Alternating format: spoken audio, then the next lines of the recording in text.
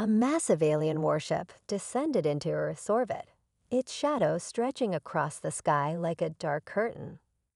The people of Maplewood, a small and quiet American town, stopped whatever they were doing to stare upward in awe and fear. No one had ever seen anything like it before. The ship was enormous, larger than any skyscraper, and its metallic surface glimmered with an otherworldly light.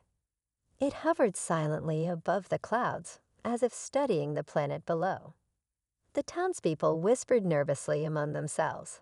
Some thought it might be a government experiment gone wrong, while others believed it was the end of the world. Children pointed excitedly at the strange vessel, but their parents quickly pulled them indoors, fearing the worst. In the midst of this chaos, no one noticed a smaller craft detaching from the main ship and descending toward the ground. The smaller craft landed softly in a field just outside of town, hidden by tall trees. A moment later, a figure emerged. It was tall, at least 7 feet, and covered head to toe in sleek black armor that seemed to shimmer faintly, even in the dim light of the forest. The being moved with precision, every step deliberate and calculated. This was Kale, a soldier of the Krill, a race known throughout the galaxy for their strength, technology, and ruthless conquests. To Kale, Earth was just another target, another weak planet waiting to be claimed. Kale activated his scanning device, a small orb floating near his shoulder. The orb began collecting data about the environment, temperature, air quality, and most importantly, signs of intelligent life. As far as Kale could tell, this planet was primitive. Its inhabitants lived in flimsy structures made of wood and brick, traveled in noisy machines powered by combustion, and relied on outdated weapons for defense. Compared to the advanced civilizations the Krill had already conquered, Earth seemed laughably easy to dominate. Satisfied with his initial assessment, Kale stepped out of the forest and onto the edge of Maplewood. He walked through the streets, observing the humans who scrambled to hide from him. Some ran into their homes, slamming doors shut behind them. Others peeked cautiously out of windows, too scared to move. Kale sneered beneath his helmet. These creatures were exactly what he expected: fragile, cowardly, and utterly insignificant. As he continued his patrol, something unusual caught his attention. A young girl stood in front of a house, clutching a stuffed dog in one hand and a toy robot in the other. Unlike everyone else, she didn't run or scream when she saw him. Instead, she stared at him with wide, curious eyes. Her name was Lisa, though Kale didn't know that yet. She tilted her head slightly, studying him as if he were some kind of puzzle. For a brief moment, Kale felt a flicker of curiosity himself. Why wasn't she afraid? But then he shook off the thought. She was just a child, after all, too naive to understand the danger standing before her. Kale turned away, dismissing Lissa as irrelevant. He had more important things to focus on, like gathering intelligence for Commander Vrax. Yet as he walked further down the street, he couldn't shake the feeling that the girl was still watching him.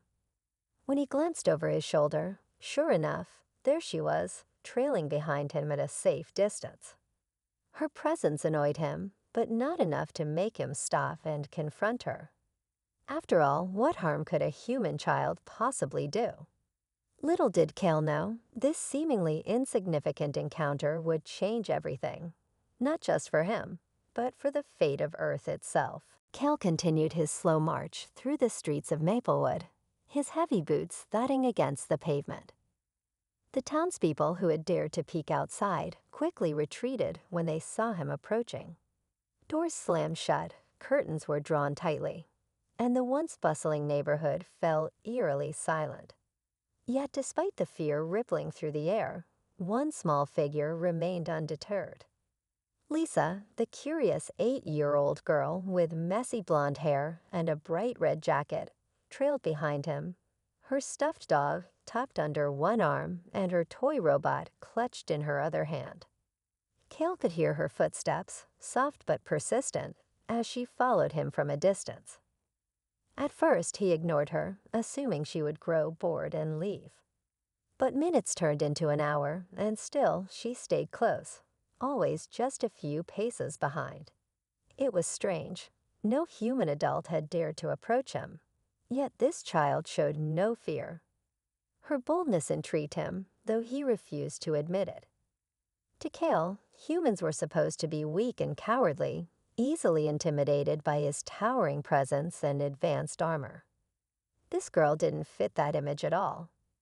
Finally, unable to ignore her any longer, Kale stopped and turned around. Lisa froze mid-step, her wide blue eyes meeting his visor-covered face. For a moment, neither of them moved. Then, without hesitation, Lisa took a step forward, closing the gap between them. She held out her toy robot toward him, her tiny hand trembling slightly, but her expression resolute. "Here," she said in a small but steady voice, "you can have this." Kale stared at the toy, baffled. What was she doing? Did she think he cared about such trivial things? He hesitated for a moment before reaching out and taking the robot from her hand. It was lightweight, made of cheap plastic, and painted in bright colors. Kale examined it briefly, turning it over in his massive armored hands. Then, with a dismissive grunt, he tossed it aside. The toy landed with a soft thud on the grass nearby. Lisa's face crumpled instantly. "Hey," she shouted, her voice sharp and angry. "Don't break it. That's my favorite." She marched up to him, stopping only when she was inches away from his leg. Though she barely reached his knee, her glare was fierce. "If you don't want it, you should have just said so." Kale looked down at her, stunned. No one had ever spoken to him like that, not even his fellow soldiers. Most beings cowered in his presence, too afraid to utter a single word. But here was this tiny human child, scolding him as if he were nothing more than a classmate who had taken her pencil. He found himself torn between irritation and amusement. Was she truly unafraid, or simply too young to understand the danger she was in? Before Kale could respond, Lisa bent down and picked up her toy robot. She dusted it off carefully, inspecting it for damage. Satisfied that it was still intact, she hugged it tightly to her chest. Then, to Kale's surprise, she plopped down on the sidewalk and began playing with it, completely unfazed by his intimidating presence. She made engine noises and pretended the robot was walking across the ground, occasionally glancing up at him as if expecting him to join in. Kale stood there for a long moment, unsure of what to do. Part of him wanted to leave, to continue his mission, and forget about this peculiar child. But another part, a small, unfamiliar part, felt curious. Why wasn't she running away? Why wasn't she screaming or crying? Instead, she acted as though he were just another person, someone ordinary. The thought unsettled him, though he couldn't explain why. As Lisa played, Kale noticed something else. Despite her simple toys and plain clothes, there was a spark in her eyes, a kind of energy that he hadn't seen in anyone else. It reminded him of the way his own commanders strategized during battles, thinking several steps ahead, adapting to new challenges. Could this child possess some form of strength that he hadn't considered? Or was he simply overthinking things? Eventually, Kale decided to move on. He had wasted enough time already. With one last glance at Lisa, he turned and resumed his patrol, leaving her sitting on the sidewalk with her robot. But as he walked away, he couldn't shake the feeling that she had left a mark on him, one that might change the way he viewed this strange, fragile planet called Earth. Kale wandered deeper into Maplewood, his mind still lingering on the strange encounter with Lisa. Her boldness puzzled him. Back on his home planet, children were taught obedience and discipline from a young age. They didn't challenge authority or speak out of turn, especially not to someone like him, a trained soldier. Yet here was this human child, unafraid to stand her ground and demand respect. It made no sense to Kale. Humans were supposed to be weak, their emotions ruling them instead of logic. But Lisa, she was different. As he moved through the town, Kale's scanners picked up more data about the humans around him. He observed a man arguing loudly with a woman outside a grocery store, their voices sharp and angry. A group of teenagers sat on a park bench, staring at glowing rectangles in their hands instead of speaking to one another. An elderly man struggled to carry bags of groceries up the steps of his porch, nearly dropping them twice before finally making it inside. Each scene reinforced what Kale already believed. Humans were fragile, chaotic, and inefficient. They wasted time on trivial matters and lacked the discipline to survive in the harsh realities of the universe. But then there was Lisa again. She had followed him once more, keeping a safe distance but never losing sight of him. Every time Kale turned a corner or paused to examine something, he caught a glimpse of her small figure darting behind a tree or peeking out from behind a parked car. At first, her persistence annoyed him. Why couldn't she leave him alone? Didn't she realize how dangerous he was? But as the hours passed, Kale began to see her actions differently. There was something almost strategic about the way she stayed close without getting too near. It reminded him of the way his own scouts operated during reconnaissance missions, cautious yet determined. Eventually, Kale decided to test her. He stopped abruptly in the middle of an empty street and waited. Sure enough, Lisa hesitated for only a moment before stepping out from behind a mailbox. She didn't run toward him, but she didn't retreat either. Instead, she stood there, clutching her toy robot and watching him with those wide, unblinking eyes. Kale tilted his head slightly, studying her. "Why do you follow me?" he asked, his voice deep and mechanical through his helmet speaker. Lisa blinked, surprised that he had spoken.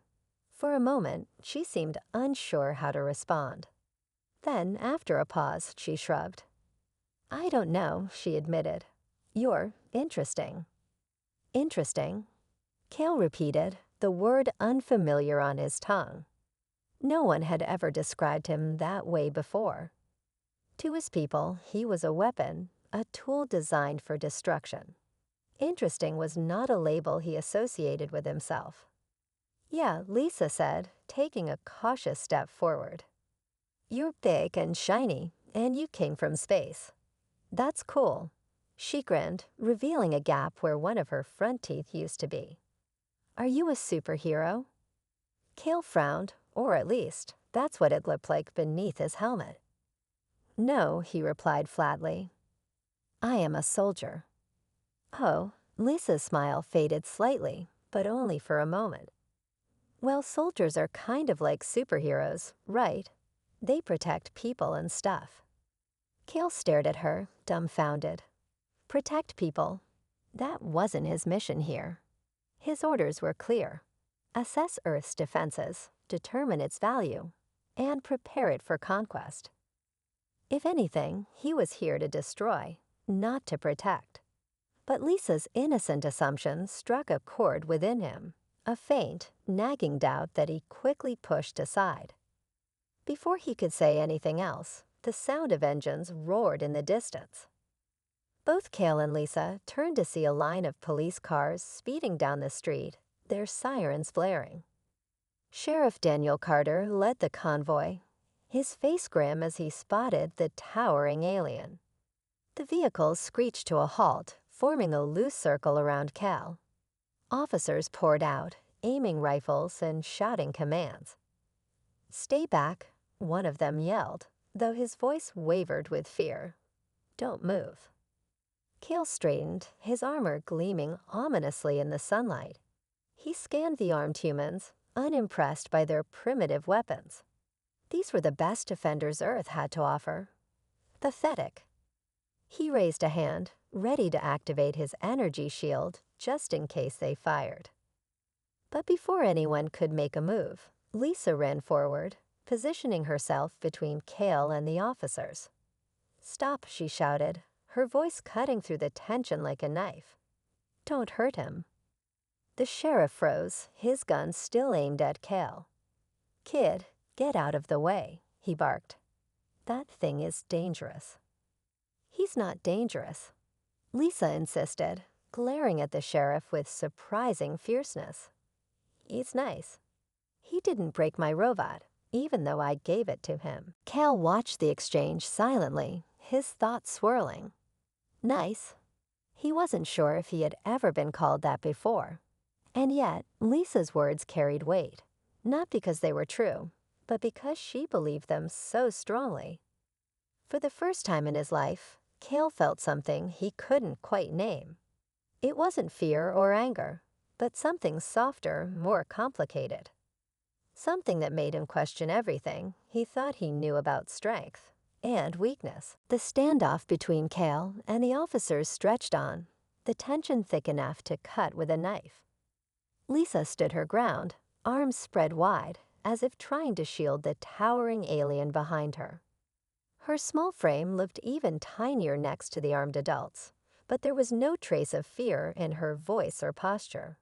"You don't have to shoot him," she insisted, her blue eyes blazing with determination. "He hasn't done anything wrong." Sheriff Daniel Carter tightened his grip on his rifle, sweat trickling down his temple. He glanced at his deputies, who were equally unsure of what to do. None of them had ever faced an alien before, let alone one that looked as formidable as Cal. His armor gleamed menacingly under the sun, and the faint hum of energy around him made it clear he wasn't just some passive visitor. But then there was Lisa, brave, stubborn Lisa, standing directly in their line of fire. If they shot, they risked hitting her, and nobody wanted that. "Kid," Sheriff Carter said slowly, lowering his weapon slightly, "you need to step aside. This thing isn't human. We don't know what it wants." "He's not a asterisk thing asterisk."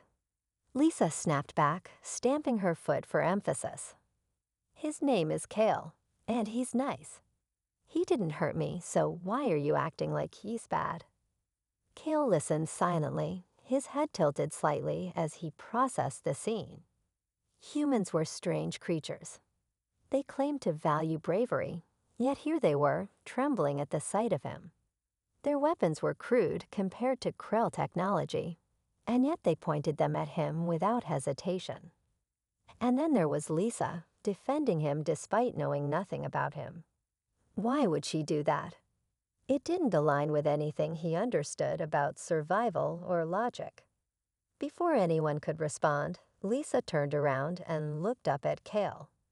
"Tell them you're not here to hurt us," she urged, her voice softening now that she was speaking to him. "They'll listen if you say it." For a moment, Kale hesitated. He wasn't accustomed to explaining himself or apologizing to anyone. His mission was clear: assess Earth's capabilities and prepare it for conquest. Talking to humans was unnecessary. Yet looking down at Lisa's hopeful face, he felt something stir inside him again. That same unfamiliar feeling from earlier, the one she seemed to bring out in him. Against his better judgment, he activated his helmet's external speakers and addressed the sheriff. "I am not here to harm your people," Kale rumbled, his voice deep and mechanical. "I came to observe." Sheriff Carter blinked, caught off guard by the alien's words. "Observe?" He repeated, his tone skeptical.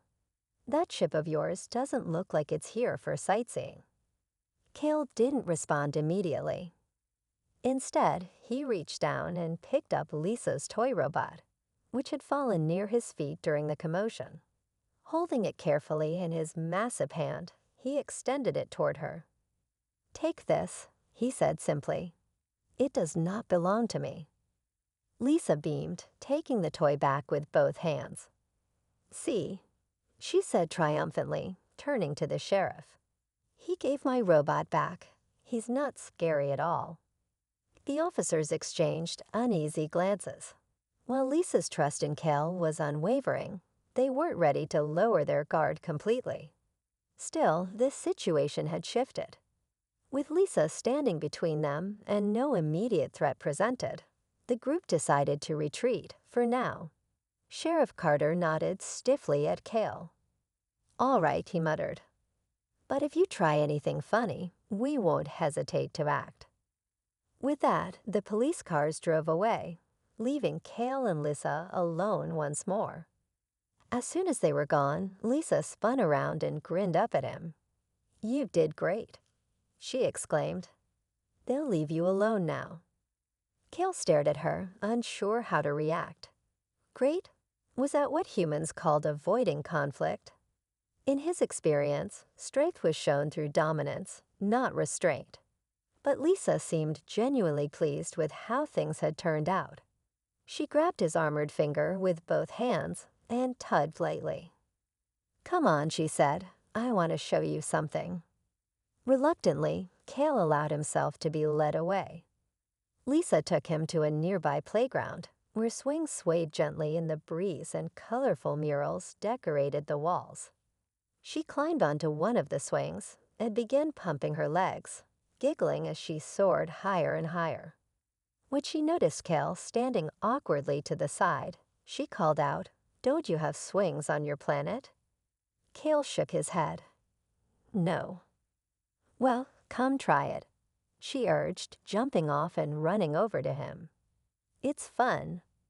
Fun, another concept Kale struggled to grasp. Fun wasn't something soldiers prioritized. It was a distraction, a weakness. But Lisa's enthusiasm was infectious.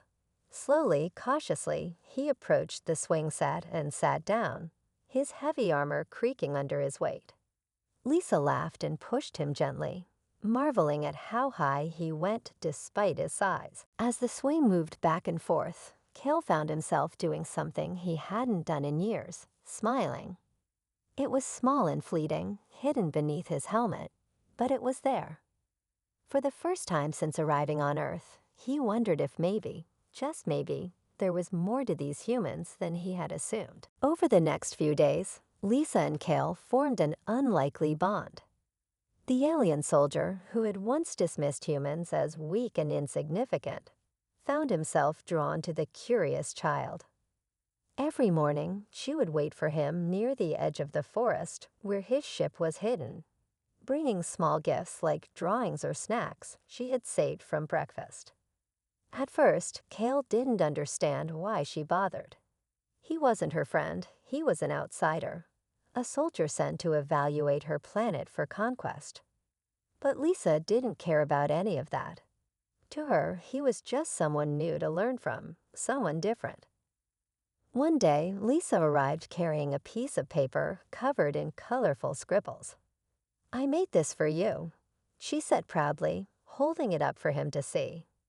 The drawing showed two figures standing side by side, one tall and shiny, representing Kale, and one small with messy hair, representing herself. Between them was a bright yellow sun, its rays stretching across the page. "It's us," she explained. "You're part of my world now." Kale took the drawing carefully, studying it with genuine interest.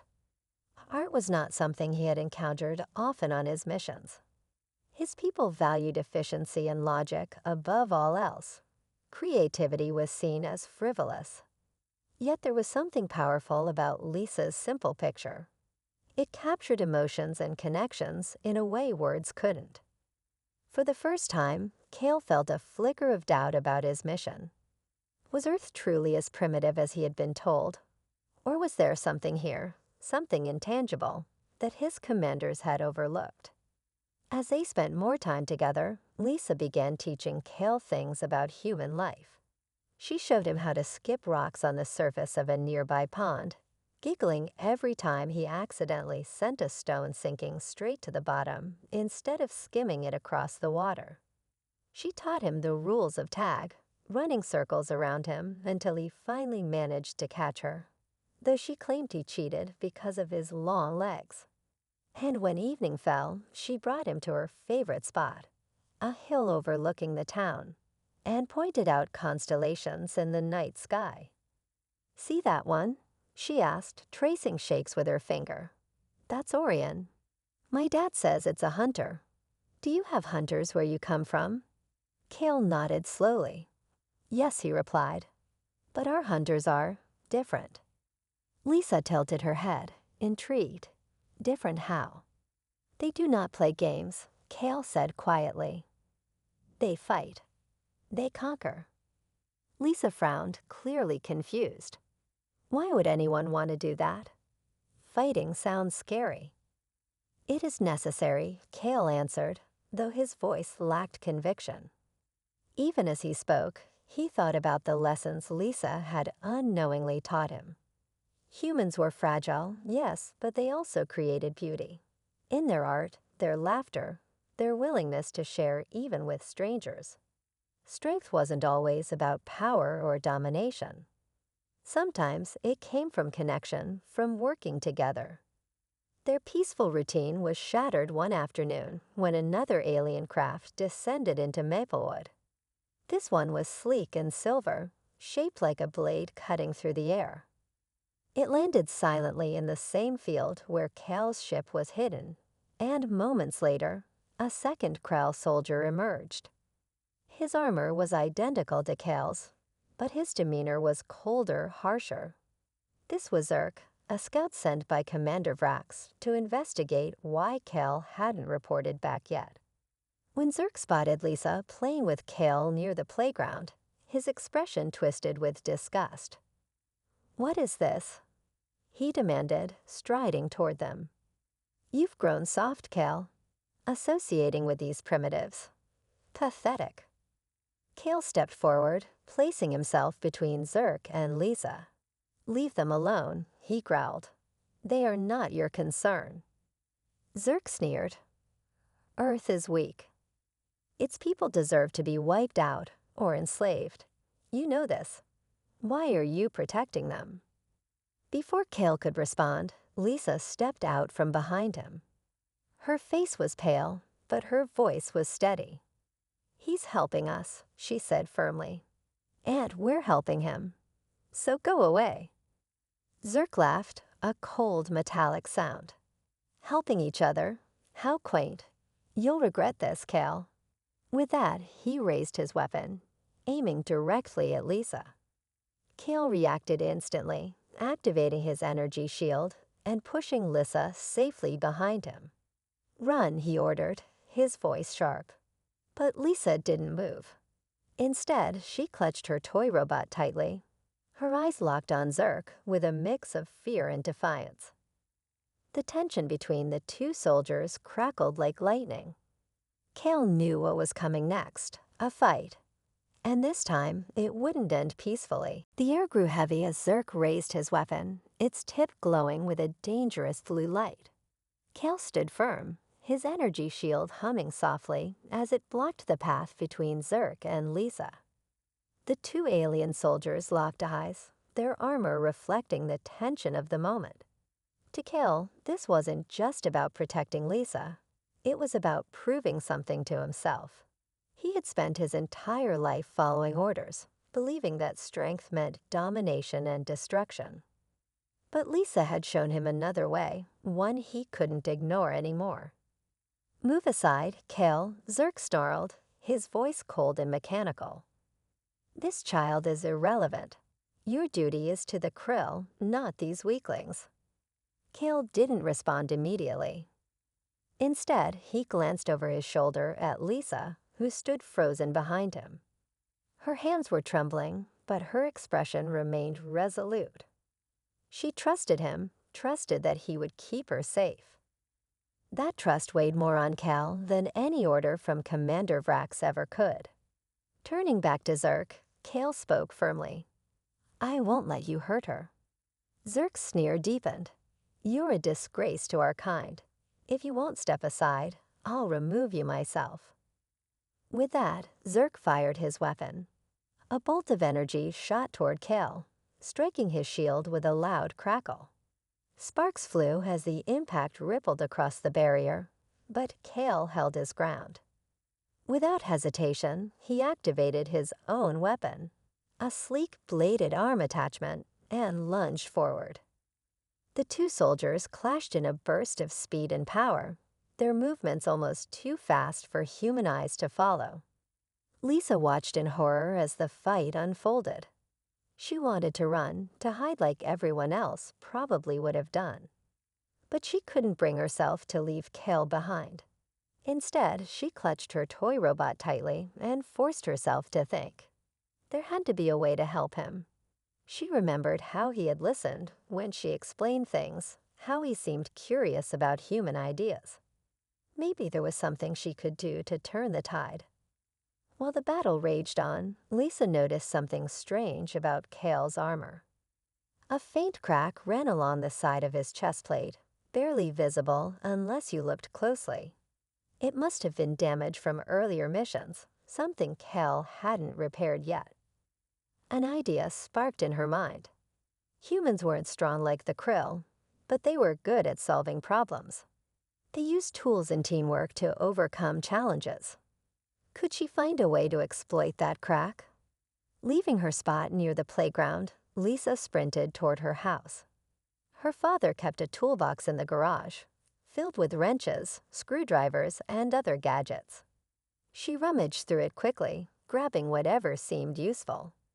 Then, using bits of wire and spare parts, she began assembling a makeshift device.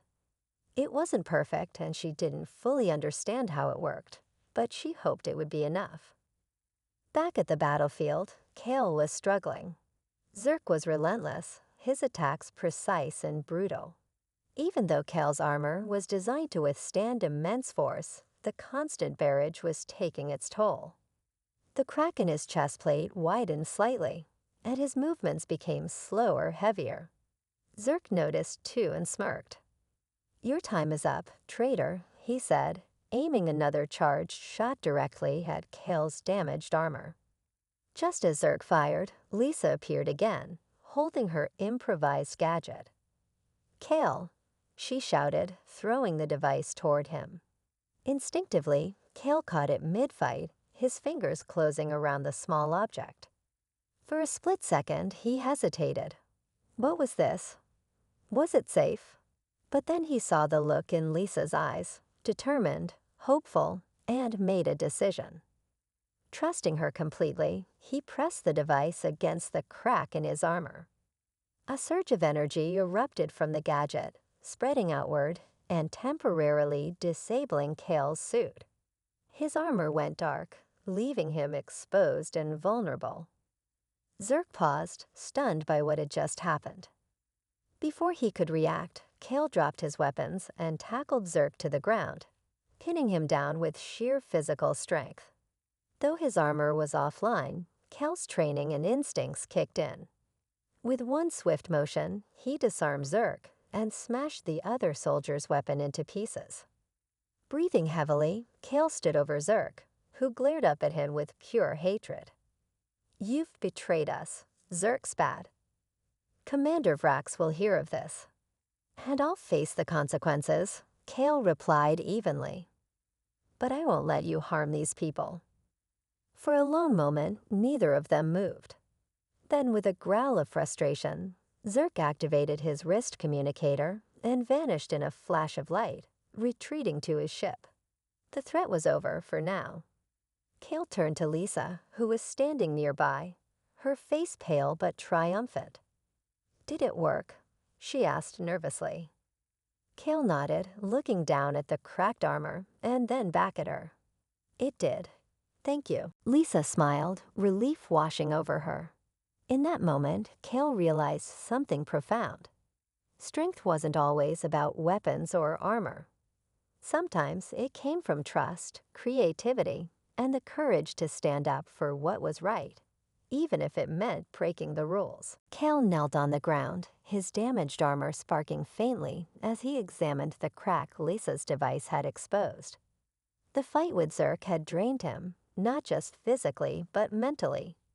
For years, he had followed orders without question, believing that his purpose was to conquer and dominate weaker species. But now, everything felt different. Lisa had shown him another way, a way of thinking he hadn't considered before. It wasn't about power or destruction. It was about connection, trust, and finding strength in unexpected places. Lisa approached cautiously, her toy robot clutched tightly in one hand. She looked at Kale with wide eyes, still catching her breath from the chaos that had unfolded moments ago. "Are you okay?"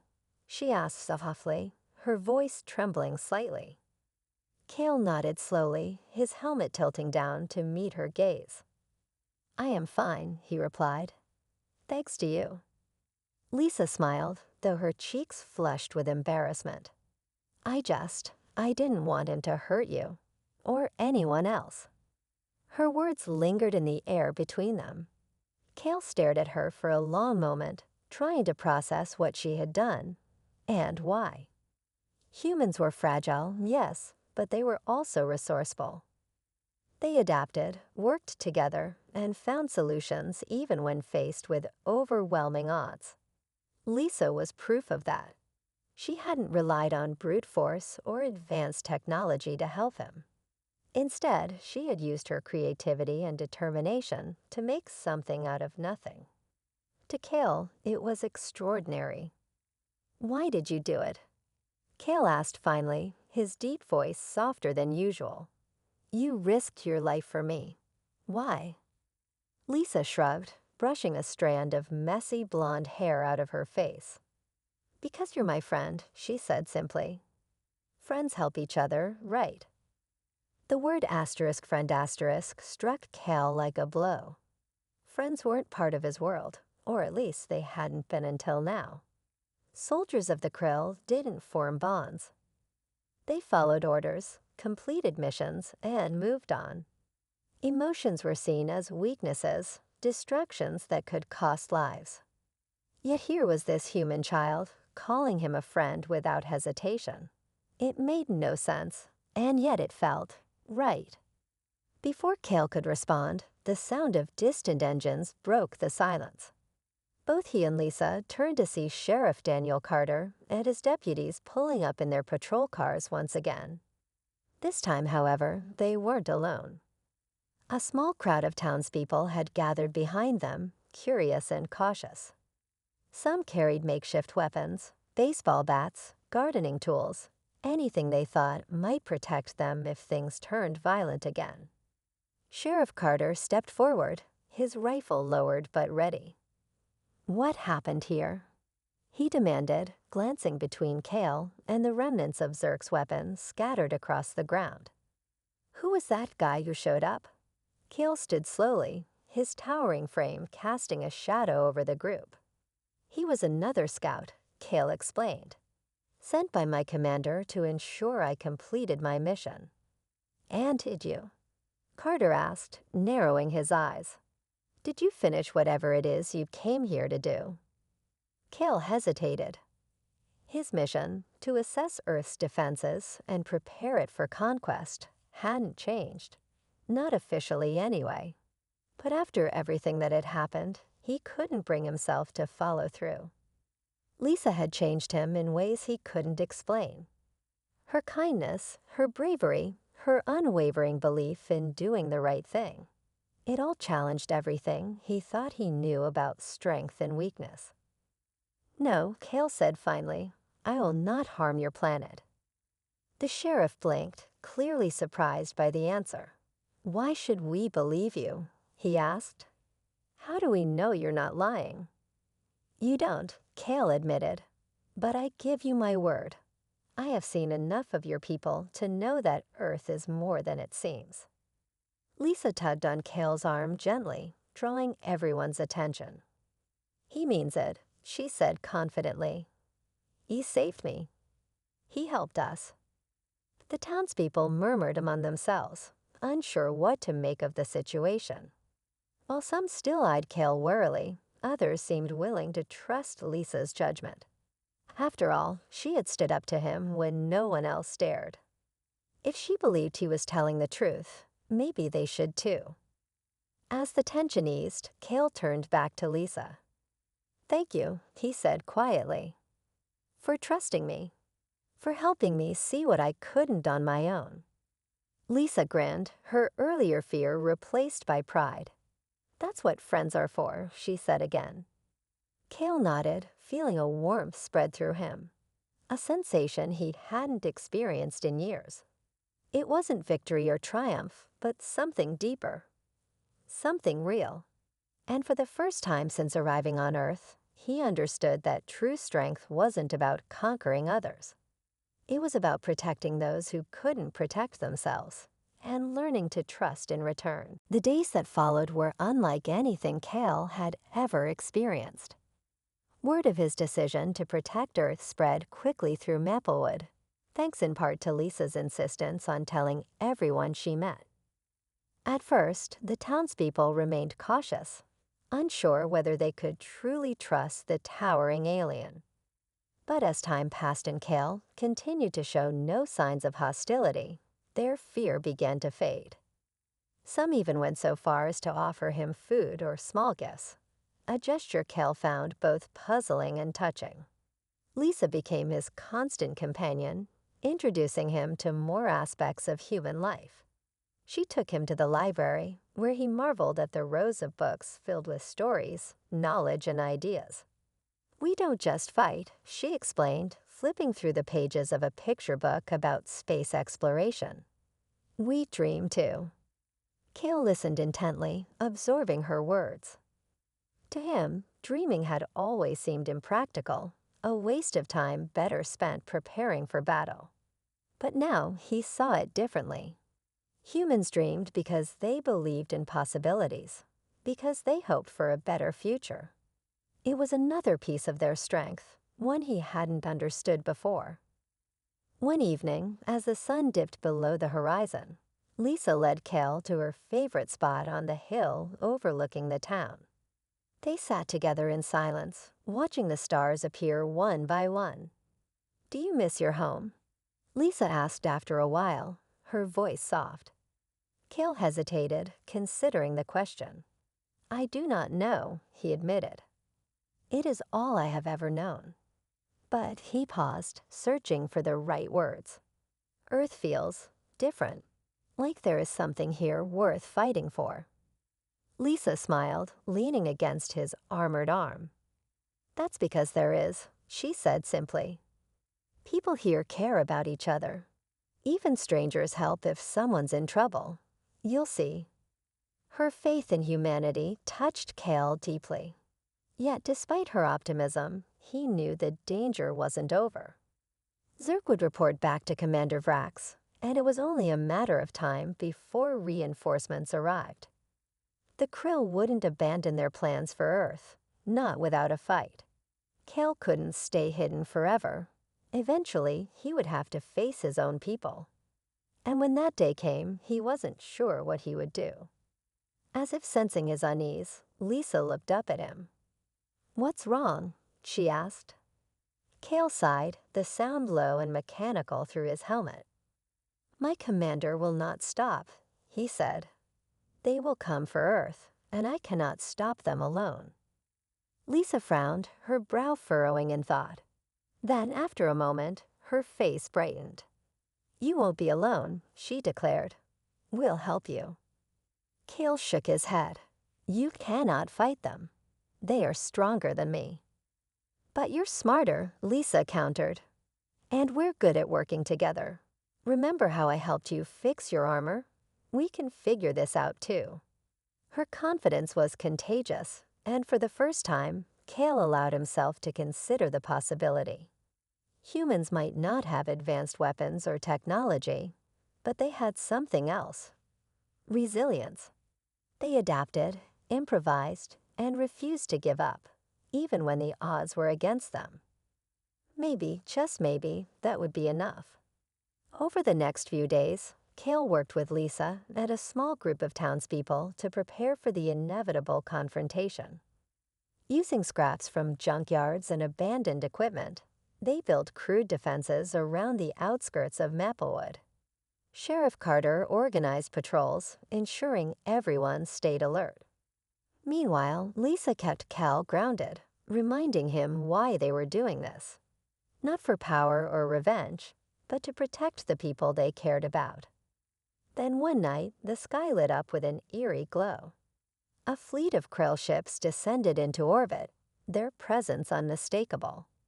Kale stood at the edge of town, his damaged armor repaired as best as possible, staring up at the ominous vessels. Behind him, Lisa placed a reassuring hand on his leg. "We've got this," she whispered. Kale nodded, though his heart felt heavy. He didn't know what the coming battle would bring, but one thing was certain: he wouldn't face it alone. For the first time in his life, he had allies, friends, who believed in him. And that made all the difference. The krill fleet loomed in the sky, their ships casting long shadows over Maplewood. The hum of their engines filled the air, vibrating through the ground and sending shivers down the spines of everyone in town. Kale stood at the forefront, his armor gleaming faintly in the moonlight. Behind him, a small group of townspeople, armed with makeshift weapons and determined expressions, prepared for what was to come. Lisa clutched her toy robot tightly, standing close to Kale as if trying to shield him from the weight of what lay ahead. Commander Vrax's voice crackled through Kale's communicator, cold and commanding. "You have failed your mission, soldier," it said. "Earth will be claimed by the krill. Stand aside or face annihilation." Kale didn't respond immediately. His mind raced, replaying everything he had learned since arriving on this planet. Humans were fragile, yes, but they were also resourceful, brave, and united. They worked together even when the odds seemed impossible. And Lisa, she had taught him that strength wasn't about domination. It was about protecting those who couldn't protect themselves. He couldn't step aside, not now. Not after seeing what Earth truly meant to its people. "I won't let you take this world," Kale finally replied, his voice steady despite the storm inside him. "It is worth more than you realize." There was a pause, followed by a low chuckle from Commander Vrax. "Then you leave us no choice," he said. "Prepare to meet your end." Seconds later, beams of energy shot down from the ships, striking the outskirts of Maplewood. Explosions rocked the ground, sending plumes of smoke into the air. The townspeople scrambled, taking cover behind barricades they had built in preparation for this moment. Sheriff Carter shouted orders, directing people to fire whatever weapons they could muster.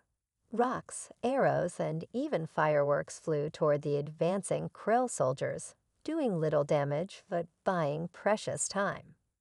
Kale charged forward, meeting the first wave of attackers head-on. His movements were swift and precise, years of combat training guiding every strike. With each blow, he disabled enemy weapons and forced them to retreat. But there were too many of them, and his damaged armor made every movement harder than it should have been. Still, he pressed on, driven by the faces of the people counting on him. Lisa's most of all. From the sidelines, Lisa watched anxiously, clutching her toy robot. She wanted to help, but she knew she couldn't fight like Kale or the others. Then an idea struck her. Earlier that day, she had noticed something while helping repair Kale's armor. The krill relied heavily on their communication devices to coordinate attacks. If she could disrupt those signals, maybe it would give Kale and the townspeople a chance. Grabbing a toolbox from nearby, Lisa ran toward one of the abandoned houses, where she had stashed some spare parts and wires.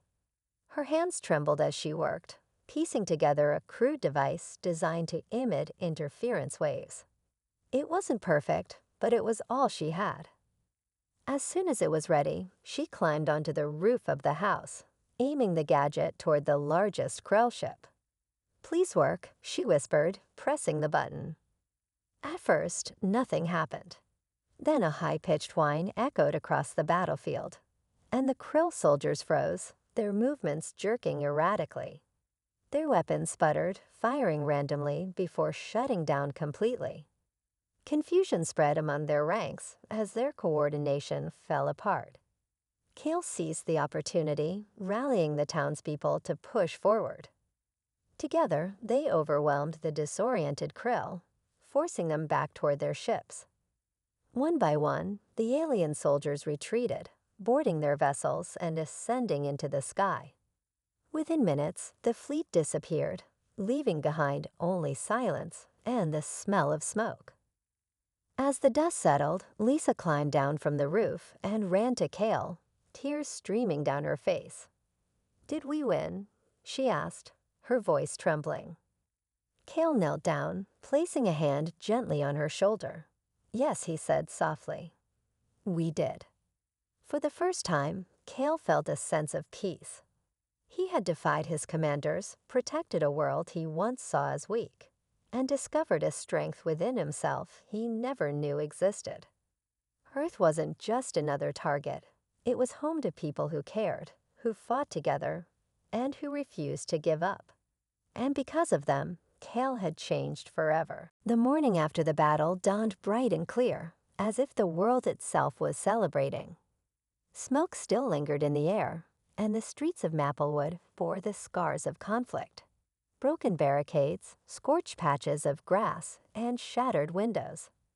But the people were alive, their spirits unbroken. They gathered in small groups, hugging one another, laughing through tears, and marveling at what they had accomplished together. Kale stood apart from the crowd, watching silently as the townspeople began to rebuild. His armor was battered, its surface scratched and dented from the fight. The crack Lisa had pointed out earlier now ran deeper, a reminder of both his vulnerability and his resilience. He felt different. Lighter, somehow, as though a weight he hadn't realized he carried had been lifted. For so long, he had believed that strength came from power and obedience, but Earth and Lisa had shown him otherwise. Lisa approached him, her toy robot tucked under one arm. She looked up at him with wide eyes, her expression a mix of pride and sadness. "Are you leaving?" she asked softly. Kale nodded slowly. "I must," he replied. "My people will not stop trying to conquer this planet. I can protect it better from within their ranks than from here." Lisa's lip quivered, but she didn't cry. Instead, she reached into her pocket and pulled out something small, a shard of metal from the piece of Kale's armor she had helped repair. "Take this," she said, pressing it into his hand. "So you'll remember us. Remember me." Kale stared at the shard, his fingers closing around it tightly. It wasn't just a piece of metal. It was a symbol of everything he had learned on Earth. About courage, creativity, and connection. About friendship. "I won't forget," he promised, his voice low and steady. Before he could say anything else, Lisa threw her arms around his leg, hugging him as tightly as she could. "Be safe," she whispered, "and come back someday." Kale hesitated, then knelt down to her level. Through his visor, she could see the faint glow of his eyes, softer now than they had been when they first met. "Thank you," he said simply, "for everything." With that, Kale straightened and turned toward the edge of town, where his ship waited. As he walked, the townspeople stopped what they were doing to watch him go. Some waved, others nodded in gratitude, and a few even cheered. Sheriff Carter stepped forward, tipping his hat respectfully. "You're always welcome here," he called out. Kale paused for a moment, glancing back at the people who had become more than strangers. They had become allies, friends. Then without another word, he climbed aboard his ship and activated the controls. The vessel hummed to life, lifting off the ground and ascending into the sky. Lisa watched until it disappeared from sight, clutching the toy robot to her chest. In the days that followed, life in Maplewood slowly returned to normal, or as close to normal as it could be after such an event. The townspeople worked together to repair the damage, sharing stories of the battle and marveling at how they had stood up to an alien force. Lisa became something of a local hero, her bravery inspiring everyone who heard about her role in saving the town. But for Lisa, the real victory wasn't in defeating the Krell. It was in knowing she had made a difference. She had changed Kale, shown him that there was more to life than conquest and destruction. And deep down, she believed he would carry that lesson with him wherever he went. As weeks turned into months, Lisa often found herself gazing at the stars, wondering if Kale was looking at them too. Somewhere out there, she hoped he was fighting for Earth, not with weapons, but with the lessons he had learned from her. Lessons about kindness, trust, and the strength that came from standing together. One night, as she lay in bed clutching the toy robot, she smiled. No matter what happened next, she knew one thing for certain. Kale wasn't just an alien soldier anymore. He was a protector, a friend, and maybe, just maybe, he would return someday to see how much the little girl who broke his armor had changed the universe.